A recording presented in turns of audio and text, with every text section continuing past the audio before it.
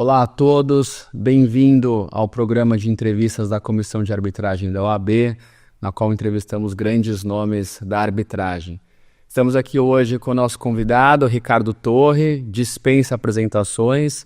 Ricardo é sócio do escritório Valde Antunes Vita Blatner, é bacharel pela Faculdade de Direito da USP, mestre e doutor em processo civil pela mesma faculdade, fez o seu LLM pela NYU em Nova York, é vice-presidente da Comissão de Arbitragem da OAB, é diretor do Centro de Mediação e Arbitragem da Câmara de Comércio Portuguesa no Brasil e é delegate da Comissão de Arbitragem da CCI.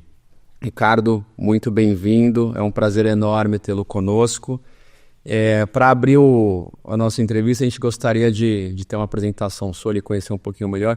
Conte-nos um pouco sobre a sua trajetória, por que você escolheu direito, onde você iniciou, enfim, como é que você chegou nesse caminho onde você está hoje?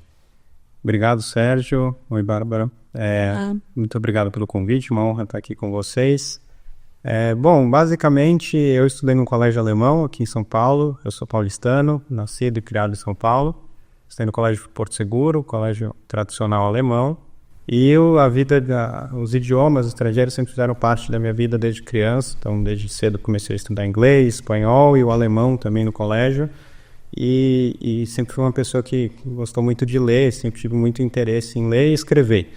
Então, no fundo, isso foi me desenvolvendo, né? E a profissão do direito acabou me atraindo um pouco por isso. Eu não tenho nenhum advogado na família, sou o primeiro advogado, então não tenho nenhuma inspiração em casa, nem próxima, nunca tive. Mas é uma profissão que, né, exige que a gente se dedique, que a gente leia muito, esteja sempre se atualizando. E achei que foi um bom uso até para eu poder usar o direito alemão, é uma inspiração muito grande, né, para a gente aqui no Brasil também. Então foi um misto de motivos mais focado nessa questão de leitura de idiomas estrangeiros. Muito legal. Eu acho que, como o Sérgio falou, você tem uma vasta experiência, muito a acrescentar, com certeza uma inspiração para nós. E aí, falando um pouquinho mais da sua experiência, da sua trajetória, como é que foi essa experiência de estudar fora? Como é que foi essa decisão, o processo de estudar fora? Né? O que te influenciou? Acho que isso... Olha, Bárbara, acho que foi um movimento natural desde a graduação, né? No fundo, o meu LLM já foi, obviamente, depois de formado, mas já na graduação eu tive 3 experiências no exterior. Então, como eu falei anteriormente, a questão dos idiomas me abriu muitas portas. E eu fui estudar 2 vezes na Alemanha, primeiro em Leipzig, depois em Munique. Então eu já fui estudar um pouco de direito alemão, direito da União Europeia. Ganhei bolsa nas 2 oportunidades. E já depois de formada, eu fui estudar na London School of Economics. Fiz um curso de verão em arbitragem e International Litigation também. Foram experiências muito enriquecedoras. Acho que transformam o ser humano, né? E o ápice disso foi o LLM, que era um projeto que eu já tinha. E achei que naquele momento eu fui em 2017, né? Eu tinha menos de 29 anos, perto dos 30. Foi um momento, inclusive, que foi um turning point na minha carreira, até pelas questões do escritório. Eu acabei voltando e assumindo a posição de sócio, mas é uma experiência que eu recomendo para todos os jovens bacharéis terem essa vivência, porque a gente tem uma troca, principalmente a arbitragem internacional, né? Não são todos os escritórios aqui no Brasil que têm a oportunidade de ter esse contato com arbitragens internacionais. Então a gente tem práticas que, em algumas arbitragens domésticas, a gente sabe que são, né, importadas da arbitragem internacional, mas nem todo mundo tem esse tipo de contato. Então eu recomendo fortemente, porque é uma experiência que muda o ser humano no aspecto não só profissional, mas também pessoal. As pessoas, cada um tem a sua criação, cada um tem a sua base familiar, mas sempre que você está sozinho num país estrangeiro, ainda que você fale o idioma, você é sempre o estrangeiro. Isso faz com que você cresça em várias situações adversas que você nunca vivenciou morando no seu país de nascimento. Então, acho que realmente foi um divisor de águas na minha vida. Muito legal, parabéns. Obrigado. Ricardo, hoje você é sócio do Valde, um dos escritórios mais respeitados do Brasil, em contencioso e arbitragem. Conte-nos um pouco como foi esse processo, como você chegou né, dessa posição de sócio, como você trilhou o caminho da arbitragem? Isso já era presente na sua carreira desde a época de estágio, algo que surgiu depois? Enfim, conte-nos um pouco agora dessa trajetória profissional até a ascensão como sócio. Eu brinco, Sérgio, que a minha história profissional é um pouco peculiar, porque no próximo mês eu faço 15 anos de Valde, eu só trabalhei no Valde. Então, antes disso, eu me dediquei durante a faculdade, até o 3º ano, eu fui bolsista do CNPq, então eu fiz um projeto de pesquisa sobre direitos coletivos, tutela coletiva, estudava alemão, estudava francês, estudava inglês, e acabei me dedicando bastante à faculdade, então foi uma opção minha começar a trabalhar mais tarde. Só que na época eu comecei a trabalhar no meio do 4º ano só, bastante fora da curva, mas com muita inexperiência. Eu cheguei a trabalhar no Juizado Especial Civil da USP, da Sanfran, como conciliador, então eu já tinha um pouco desse meu interesse por meios, antigamente chamados meios alternativos de solução de controvérsias, né, hoje meios adequados. E eu tive uma forte inspiração no professor Carmona, que foi meu professor na graduação inteira e acabou virando meu orientador como bolsista do CNPq, depois como orientador de tese de laurea, como orientador do doutorado.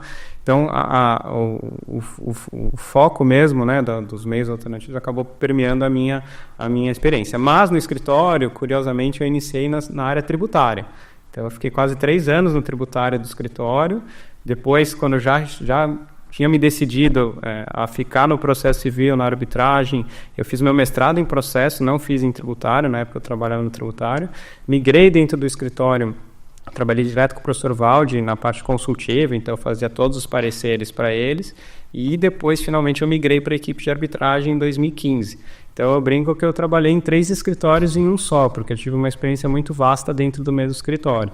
E, como eu disse anteriormente, no final acabou sendo um movimento natural. Eu saí para fazer meu LLM em arbitragem, já estava, né, focado em arbitragem, e, enfim, acabou vindo o convite para virar sócio no meu retorno ao Brasil em 2018, né, quando eu tinha 30 anos, e realmente foi uma experiência. Foi um desafio muito grande, porque eu era bem jovem, né, e com a responsabilidade de assumir a carteira de um escritório como o Valde. Lógico que eu tenho outros sócios que também me auxiliam na área, mas realmente é o que eu falei há pouco acerca também de como a gente cresce nas adversidades morando fora do país. Acho que é um paralelo interessante também quando te colocam desafios que você não estava esperando necessariamente. Então você é obrigado a crescer a forceps, e acho que foi isso que aconteceu. Eu sou muito grato pela oportunidade que me foi dada. Que legal, só aos seus 30 anos realmente deve ser um desafio muito grande. E muito interessante isso que você falou, que apesar de você ter feito estágio no Valde e ter ficado lá e ter se tornado sócio lá, você teve uma experiência de tributário, você teve experiência antes na faculdade, apesar de ter começado o estágio no 4º ano da faculdade. E, enfim, o seu mestrado é em processo civil e o seu doutorado é em arbitragem. Hoje você é sócio da área de arbitragem. E aí eu queria perguntar se você pode contar um pouquinho sobre os casos que você atua. Se hoje você está focado em arbitragem, quais são os temas que você costuma trabalhar, a área que você costuma trabalhar diretamente, se você ainda atua em contencioso civil, como é que funciona o seu dia a dia? Legal, Bárbara.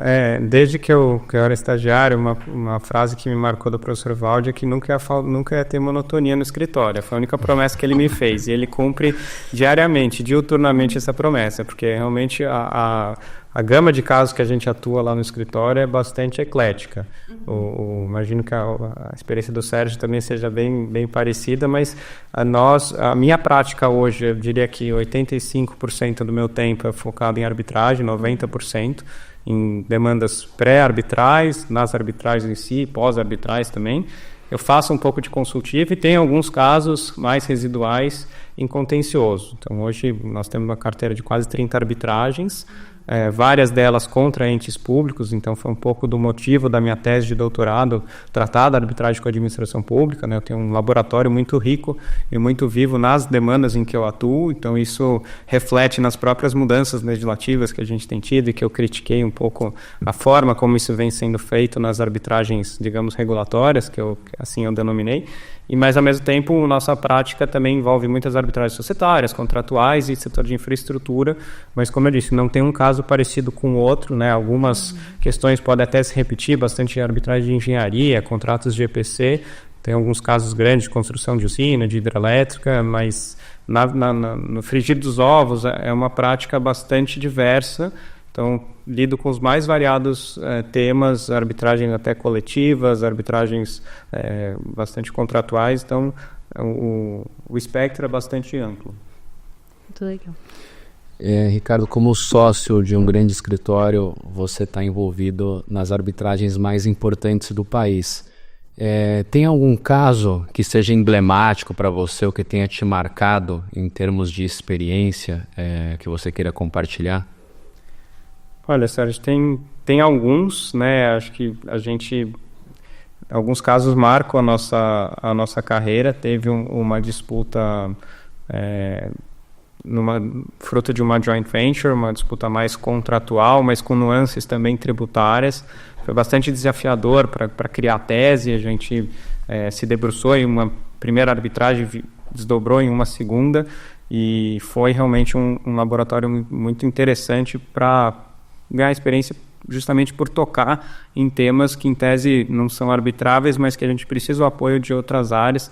Então foram duas demandas bastante trabalhosas. E agora, nesses últimos 5 anos, com essas arbitragens envolvendo agências reguladoras, também tem uma experiência bastante enriquecedora, né? O primeiro caso em que houve condenação do ente público, nós cuidamos dessa arbitragem, eu posso falar porque ela é pública. Nós representamos uma concessionária chamada Petroenergia contra a Agência Nacional do Petróleo, a ANP, e estamos agora em fase de liquidação de sentença, e esse caso envolve de tudo, desde impugnação de árbitro por parte da agência, até agora anulatória que a agência ingressou na Justiça Federal do Rio de Janeiro. Então, esse caso, até pelo ineditismo da tese, ele trata de uma questão de fraturamento hidráulico, que é uma prática de extração de gás natural controvertida fora do Brasil, mas é uma construção de tese que toca não só o direito administrativo, mas o direito público e também o direito privado. Então, são experiências, esses dois casos, eu diria, e ainda para crescer agora, está ainda no início, né, estamos envolvidos na arbitragem dos minoritários contra Americanas. É uma arbitragem que se pretende coletiva, então tem todos os desafios inerentes. Falando mais da temática de arbitragem coletiva, realmente é um tema que não diria que é novo, né, na nossa prática, mas ainda é um tema não regulamentado, não testado, por isso que isso gera, né, necessariamente uma série de reflexões, né, até como no âmbito da Câmara Portuguesa, aproveitando, nós editamos o até então único regulamento de arbitragem coletiva de câmaras brasileiras. A ideia realmente é que seja um ensaio, né, para discussões, suscitar reflexões, porque não se tem regulamentação, como eu disse, né, no direito positivo brasileiro da arbitragem de classe, e há uma série de controvérsias na doutrina, como todos nós sabemos, sobre o cabimento ou não da própria arbitragem de classe. Então, acho que são, até como você destacou, são casos de perfis muito altos e que envolvem muita responsabilidade. Então, assim, dentro das arbitragens que nós cuidamos, o menor valor envolvido é cerca de 50 milhões e atinge até mais de 5 bilhões. Então, vocês veem que é um espectro amplo, que eu falei, não só de temas, mas também de responsabilidade. Ricardo, acho que você expôs bastante a sua experiência, tanto nacional quanto internacional, como advogado contencioso, advogado de arbitragem. E aí, dessa vasta experiência que você teve até hoje, tem alguma lição específica que você tira, algo que você leva para o seu dia a dia, ou que você dá de conselho para os jovens advogados, ou alguém que está ingressando agora, tanto na arbitragem quanto na advocacia em geral? Eu vou dar uma resposta típica de advogado, com duas respostas, na verdade. Eu acho que elas estão interligadas, mas eu diria que resiliência e não desistir dos seus sonhos. Acho que uma coisa leva a outra, e quando a gente está iniciando na profissão, realmente a gente vai encontrar muitos percalços, é natural, a gente vai se ver envolto em meio a situações desconhecidas que vão dar insegurança, mas como eu disse antes, é nessas oportunidades que a gente cresce e se desenvolve. Então tenham paciência, vão e não desistam dos seus sonhos, por mais que o caminho seja tortuoso, tem que ter uma meta, e você tem que perseguir essa meta a todo custo. Muito legal, obrigada. Ricardo, você falou bastante já da sua carreira como advogado. Estando inserido no mundo da arbitragem, a gente vê muitas vezes também advogados que atuam com os dois chapéus, né? Ora como advogado, ora como árbitro. Você tem experiência também como árbitro, já atuou, está atuando no momento. E qual a importância disso na sua visão do advogado também atuar como árbitro em termos de experiência profissional? Eu ainda não atuo como árbitro, recebi algumas indicações, mas por conflito eu não pude aceitar, mas é um projeto que eu tenho de a médio e longo prazo ter essa atuação também como árbitro, mas assim como desde mais jovem eu tenho essa percepção de que é fundamental um julgador, e aí eu amplio um pouco a minha fala para os juízes, ter a experiência também como advogado, conhecer o outro lado do balcão, porque um julgador que não conhece a prática, muitas das vezes acaba proferindo decisões sem pensar nas consequências para a vida daquela empresa ou daquela pessoa. Então eu acho que é bastante válido e recomendável que advogados, árbitros, né, que têm uma atuação pretérita, não necessariamente concomitante, sabemos a questão de conflito de interesses é algo que realmente acaba limitando a atuação com os dois chapéus, como você bem colocou, mas acho que uma experiência pretérita é bastante enriquecedora, até para dar experiência para o árbitro e pensar justamente quais são as consequências que aquela decisão pode ter, ou até mesmo para decidir uma medida cautelar solicitada pela parte. Então, acho que realmente só tem a agregar na formação do próprio árbitro essa bagagem como advogado. Legal. Ricardo, a gente viu que a sua experiência é muito vasta e notória, tanto na área acadêmica, né? Você é mestre e doutor, quanto como advogado no dia a dia e futuro árbitro, sem nenhuma dúvida. E aí, puxando um pouco essa ponta da área acadêmica, você acha que é importante para um advogado ter também essa visão acadêmica, atuar no mundo acadêmico? Com certeza, Bárbara. Eu não acho que é um pré-requisito, mas eu considero de extrema relevância na formação do profissional. Então, assim como eu acho interessante o árbitro ter tido uma experiência pretérita como advogado, a bagagem acadêmica vai dar o substrato, né, a formação acadêmica vai dar uma visão também bastante completa na formação de um profissional. Acho que em qualquer área que nós estejamos falando, e acho que a do advogado, que assume múltiplas facetas, é uma das que mais se destaca. Nós todos aqui atuamos não só como advogados, nós também atuamos como negociadores, nós conciliamos os próprios clientes entre si muitas das vezes, nós atuamos como mediadores também. Então, nossa atuação é diversa. E o profissional, para atender as necessidades do mercado hoje, não pode ser um profissional focado apenas no litígio. Eu acho que a bagagem acadêmica, com as diversas experiências que traz, vem agregar nesse sentido, a transformar o profissional focado numa área em um profissional mais completo. Então, por isso que eu acho que eu acabei enveredando muito por esse caminho, mas sempre foi algo que, desde o colégio, eu sempre fui muito dedicado aos estudos e isso acabou refletindo um pouco na minha carreira profissional. Então, não só como a bolsa de iniciação científica, o mestrado no Brasil, o mestrado fora, o doutorado, e eu sempre faço cursos de aperfeiçoamento. Acho que isso, para todos nós, advogados, é bastante recomendável até para se manter atualizado. Certamente. Ricardo, como você sabe, a vida de um advogado de uma grande banca de advocacia, como o seu caso, é sempre muito ocupada e sobra pouco tempo livre ou nenhum. E no seu caso, você mesmo, nessa vida super atribulada de sócio, tem uma carreira acadêmica destacada, né, como eu anunciei no início, fez um mestrado, doutorado, tem um LLM, tem outras experiências de intercâmbio, como você também colocou. Como é que você consegue equilibrar a sua vida profissional com essa vida acadêmica? Olha, Sérgio, eu agradeço a pergunta porque eu vou falar agora da minha outra paixão, que são os esportes.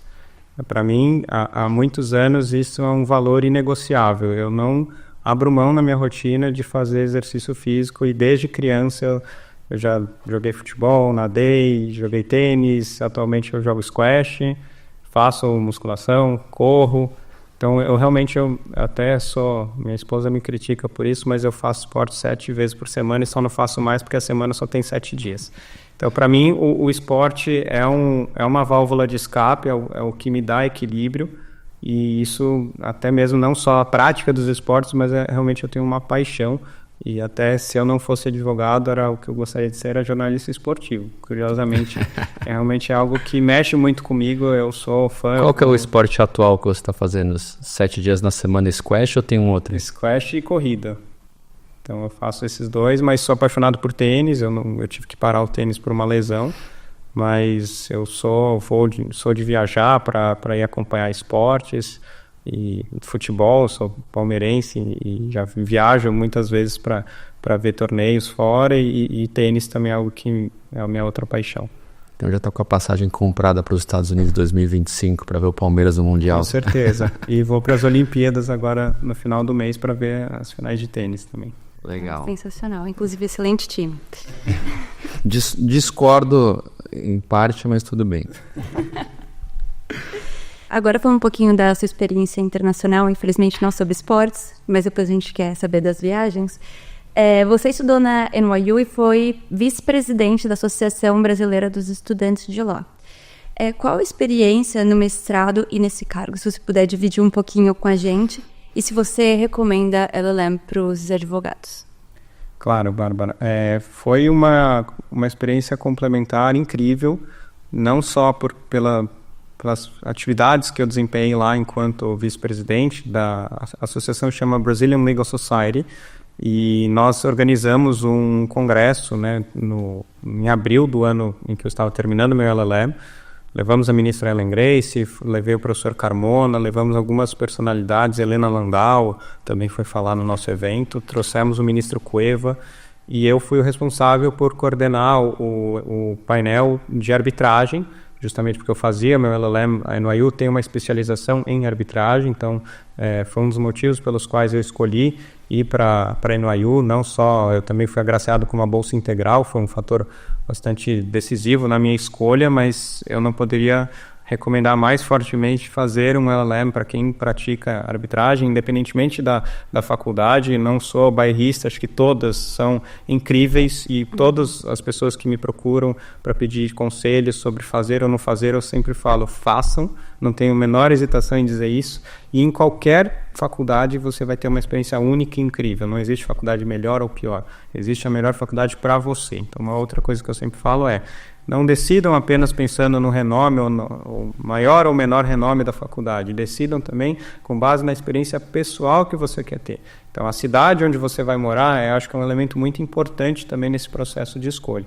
E voltando para a BLS, isso me abriu muitas portas, não só por fazer o evento naquela oportunidade, mas eu mantive um elo com a faculdade desde então. Então, desde que eu me formei anualmente com o professor Carmona, ele gostou tanto daquela experiência que nós organizamos em conjunto um congresso anual na NYU de arbitragem, nos primeiros anos com o apoio do Kansas CBC, e mais recentemente nós expandimos o evento, fazemos um seminário conjunto com Columbia, e ficou arquitetado um esquema bastante interessante em que nós revezamos as faculdades. Então, um ano é sediado na NYU, no ano seguinte em Columbia. Então, fica até o convite aqui para os nossos ouvintes. O evento desse ano vai ser realizado nos dias 11 e 12 de novembro na NYU.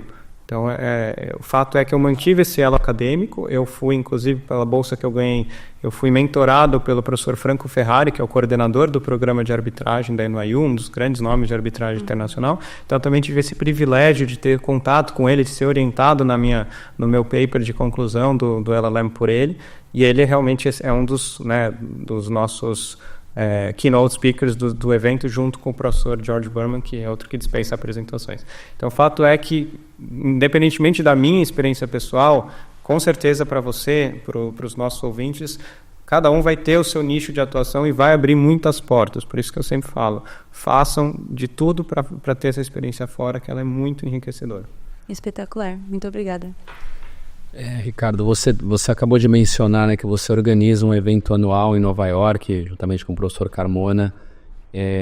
Você atua também na Câmara de Comércio Internacional, CCI, no Clube Espanhol de Arbitragem, ou seja, você tem uma grande inserção nesse cenário internacional. E a pergunta é a seguinte, você atua em muitos casos de arbitragem internacional, qual que é a relevância, na sua visão, desses fóruns de debates, né, que são feitos lá fora para a contribuição da carreira do advogado no ramo da arbitragem, independentemente se é uma arbitragem internacional ou nacional? Olha, Sérgio, sendo bem honesto, na verdade, na minha prática, eu diria que só uns 20% envolve arbitragem internacional. Mas isso não elide todos os fatores positivos que essa experiência, esse intercâmbio trouxeram para a minha carreira, para a minha prática.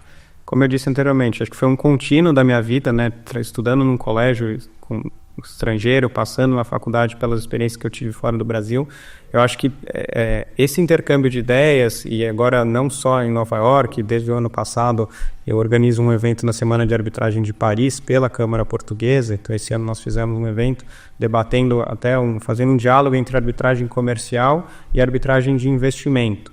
E do Clube Espanhol de Arbitragem tive a oportunidade de conhecer lusófonos e espanhóis também, advogados, professores, árbitros. E isso tudo traz muita bagagem para a gente, até mesmo para refletir na nossa própria prática de arbitragem. Então tem questões, como você bem sabe, que nós muitas das vezes importamos, né, para as arbitragens domésticas. Então, por exemplo, a prática de utilização de depoimentos escritos, que é uma sistemática utilizada em arbitragem internacional, mas em muitos casos nossos nós estamos utilizando isso com a concordância da outra parte. Dependendo do caso, é uma prática que pode, né, apesar de não ser da nossa tradição, ela pode ser útil. O Red Front Schedule para a troca de apresentação de documentos também é uma prática que vem de fora, mas nós vamos incorporando. Então, todas as experiências que nós pudermos trazer, e isso realmente envolve a troca, né? A troca, isso envolve você estar fora, você conhecer outras pessoas, você ampliar sua gama de relacionamentos. Acho que isso só tem a agregar, como eu disse, na formação de um advogado ou uma advogada que tem que ser multifacetado, eclético e multidisciplinar. Não existe um advogado não existe um samba de uma nota só para o advogado moderno. Perfeito, né? Super importante não ficar restrito aqui ao Brasil e expandir o horizonte também nesses fóruns internacionais. Com certeza. Ricardo, você claramente teve uma experiência muito completa. A sua experiência acadêmica, a sua experiência como advogado, né, como a gente já falou aqui, atuando nacional, internacionalmente, é espetacular. Você conseguiu fazer o melhor e extrair o melhor de todas as oportunidades e continua fazendo isso mesmo, por exemplo, já tendo se formado na NYU, continua fazendo isso mesmo já sendo sócio de um escritório tão renomado. E aí vem uma pergunta um pouco mais pessoal. Como que você consegue equilibrar sua vida pessoal e profissional? Como você equilibra o seu hobby e todos os trabalhos que você faz atualmente? Olha, Bárbara, é um desafio. Como você colocou, acho que todos nós temos muitos afazeres fora do escritório. E assim como eu disse que é um valor inegociável para mim manter a prática de esportes como realmente uma válvula de escape, que é assim definir, acho que você tem que necessariamente equilibrar a sua vida pessoal. Eu me casei ano passado, ao mesmo tempo em que eu estava para terminar meu doutorado, então foi um desafio enorme conciliar a organização de casamento com conclusão do trabalho, da tese de doutorado, a defesa que foi no início desse ano. Mas a recomendação que eu dou não existe uma pessoa completa se ela não olha para a saúde mental. Saúde mental não é um tema da moda, é um tema que é presente e veio para ficar, e acho que todo mundo precisa olhar para dentro de si e ter a sua válvula de escape. A minha é o esporte, a sua pode ser a leitura, pode ser a yoga, pode ser a meditação. Cada um tem que achar aquilo que lhe traz paz de espírito. Então, eu sou totalmente avesso à ideia de que o trabalho não pode ser um fim em si mesmo. O trabalho tem que ser um meio para você atingir um objetivo. E é fundamental que se concilie a vida pessoal com a vida profissional. Pelo menos esse é um valor, é um outro valor para mim que é inegociável. A gente tem que achar tempo para nós mesmos, para cuidarmos do nosso corpo, da nossa cabeça, independentemente da forma que a pessoa escolha. Sem dúvida. Parabéns pelo casamento e pelo doutorado e por ter conciliado ambos. E excelentes conselhos. Os frutos das conquistas são recompensadores, né, Ricardo? Vale a pena. Agora vamos falar um pouco mais do Ricardo, né? Enquanto pessoa, não tanto o Ricardo advogado, sócio do Valde. Se você não tivesse feito direito, tem alguma outra carreira que você teria seguido? Olha, é curioso que quando eu fui prestar o vestibular da FUVEST, até o último momento eu estava inscrito para fazer engenharia de produção. Mudei na última hora para o direito, justamente pelos motivos que eu comentei antes. Ou seja, acho que tinha mais a ver com a minha personalidade, com meus interesses. Mas a paixão pelos esportes é algo que isso permeia a minha vida toda.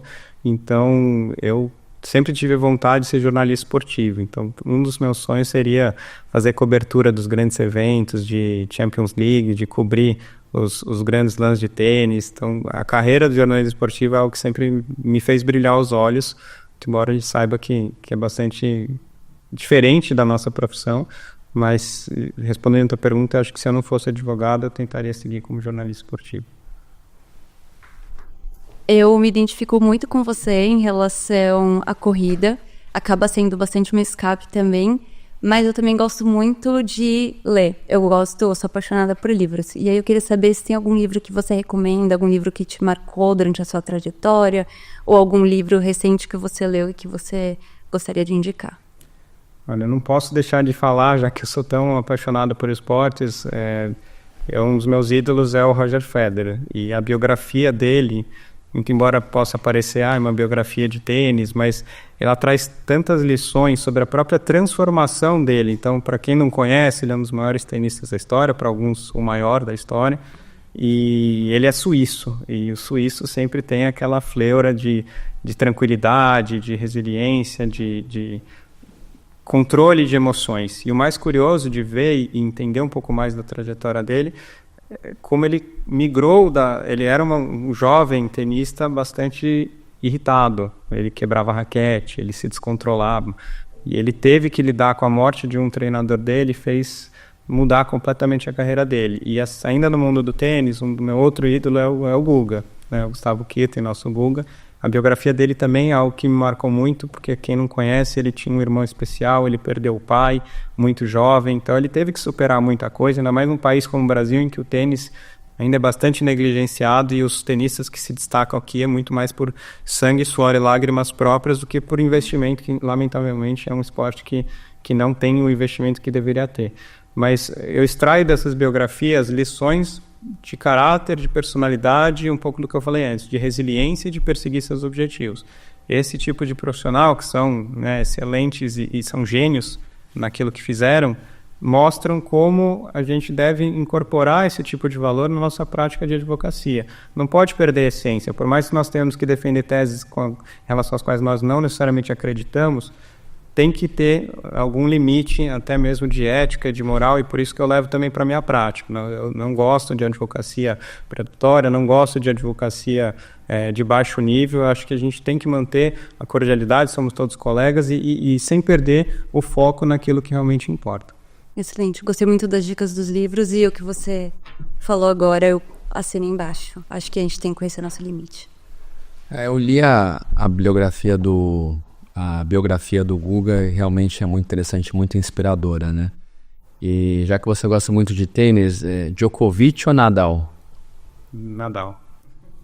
Djokovic não gosta. E qual é o seu palpite para o Wimbledon, que se encerra daqui a pouco? Eu vou torcer para o Alcaraz, mas capaz do Djokovic ganhar de novo. Até gravado, a gente vai saber se você é pé quente. Se a entrevista for ao ar, a gente já vai ter o resultado. E sobre filmes, Ricardo, você gosta de assistir filmes, ou atualmente, né, tem sido mais séries do que filme, a mania geral? Tem algum filme que você recomendaria, ou uma série que você assistiu recentemente que é interessante? Eu estou na maioria de preferir séries, mas não deixo de assistir filmes. Eu sou bastante cinéfilo, adoro séries, adoro filmes. Acho que um dos filmes que me marcou, deve ter uns 2 anos, foi o 1985, sobre a Revolução lá na Argentina, com o Ricardo Darín. Foi um filme, acho que é brilhante. É uma realidade dura, cruel, mas é importante para abrir os olhos, e até no contexto que nós, lamentavelmente, vivemos até 2 anos atrás, de alguns resquícios e defensores de ditadura, serve para abrir nossos olhos do que não pode jamais ser repetido no Brasil. É um filme espetacular, eu recomendo que assistam para aqueles que não viram.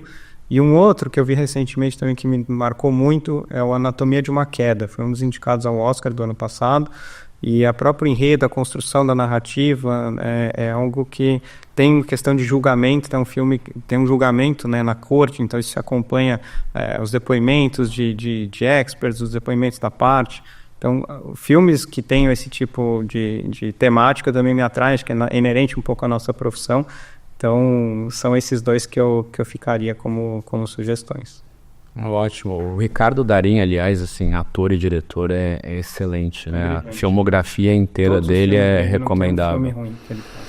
O Segredo dos Seus Olhos dele, não a versão americana que foi feita depois, é um dos melhores filmes que eu já assisti. É maravilhoso. Vou assistir. E de série, uma dos que mais me marcou, bastante sensível, é This Is Us. Não sei se vocês já assistiram. Eu ainda não assisti, mas já ouvi É falar uma muito série bem. muito emocionante, de os percalços dentro de uma família que se quer muito, mas que lida com a morte do patriarca e todas as dificuldades dos filhos. Enfim, é uma série muito sensível e que é impossível que alguém não se identifique com algum aspecto dessa série. Então, realmente eu recomendo. E recomendo que você deixe uma caixa de lenços ao lado também do sofá. Eu assisti a This Is Us, mas eu parei justamente nessa parte da morte do patriarca. Me deixou muito triste, eu decidi não seguir com a série, precisava de alguma coisa um pouco mais alegre. Agora, para fechar, voltando um pouquinho para arbitragem, se você pudesse levar uma pessoa para jantar do mundo da arbitragem, quem você escolheria e para onde você levaria?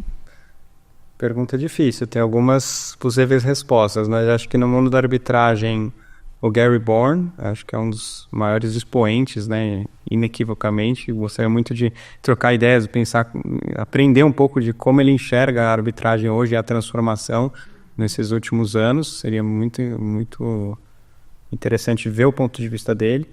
E acho que fora da arbitragem, desculpa chover no molhado, mas seria o Federer, obviamente. Realmente é um ícone para mim e seria realmente um sonho poder trocar uma ideia com ele pessoalmente, num almoço, num café, enfim. Seriam essas duas pessoas. E qual restaurante? No Brasil ou fora? Ixi, tem muitas opções, Sérgio, aí você me pegou. A gente está pegando dica de filme, livro, agora restaurante. Que bom que fica gravado, depois a gente pode só anotar. Exatamente. Na verdade tem um restaurante que eu fui na minha lua de mel e ele é maravilhoso em Dubai, chama Orfali Brothers, eu levaria lá. Eu sei que o Federer tem residência em Dubai, pelo menos tinha quando ele jogava, então seria a minha escolha. Fica perto para ele. Mais fácil ele aceitar o convite. Exatamente. Tá bom, acho que estamos encerrando a entrevista. Bárbara, se quiser fazer o encerramento. Ricardo, muito obrigada por ter se disponibilizado a vir aqui e ter trazido tantos ensinamentos, tanto da vida profissional quanto pessoal. E agradecer o Sérgio também por estar aqui conosco. É uma honra estar sentado a essa mesa com vocês. E agradecer a todos que acompanharam a gente até aqui e convidar aqueles que tiverem interesse em fazer parte da comissão de arbitragem, tiver sugestão de entrevista, perguntas, a gente vai adorar interagir com todos.